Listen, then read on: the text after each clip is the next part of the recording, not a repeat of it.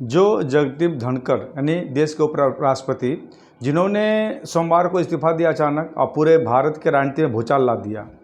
बता दूं कि वो धनखड़ जिससे कांग्रेस कभी इतना खफा थी कि उनके खिलाफ में अविश्वास प्रस्ताव भी ला दिया था, वही कांग्रेस के लिए भी प्रिय बन गए हैं। इसकी वजह क्या है?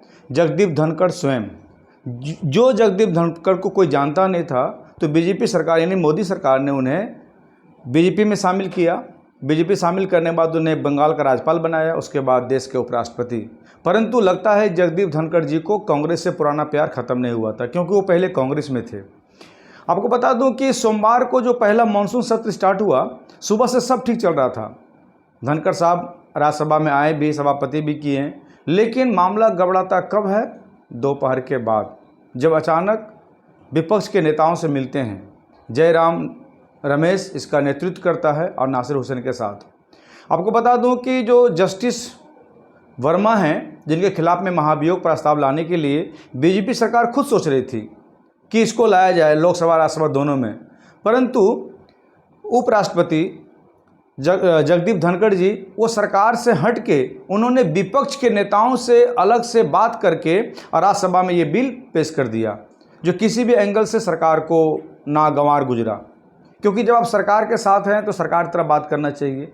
और एक दो बार और है कि पिछले 6-7 महीनों से जगदीप धनखड़ खुल के सरकार के खिलाफ बात कर रही, चाहे किसान आंदोलन की बात हो, चाहे और सरकार की नीतियों की बात हो।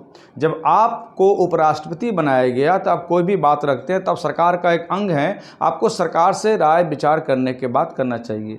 परंतु आप चुपके से राज्यसभा में अपनी स्वीकृति से आप अविश्वास प्रस्ताव पेश कर देते हैं। किसके खिलाफ में? जस्टिस वर्मा के खिलाफ में। आप और सरकार से आप सहमति भी नहीं लेते हैं।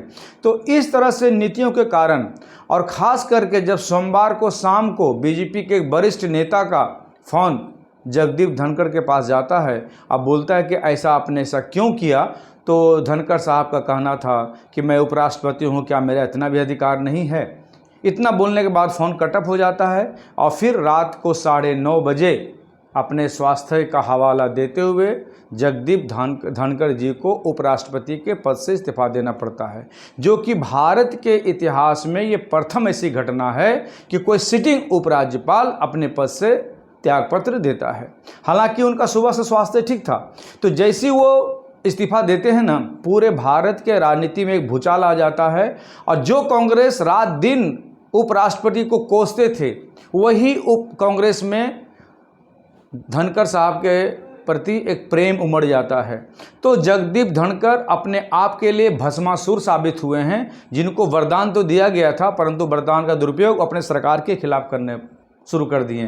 तो मोदी ने ये पावर दिखा दिया कि जो मोदी कभी कुछ देर बहुत कयास लगाया जा रहा था कि कुछ बड़ा बदलाव होगा, तो मोदी के नेतृत्व को कमज़ोर समझा जा रहा था, परंतु मोदी ने ऐसा करके ये साबित कर दिया कि अभी भी मोदी ही मजबूत है।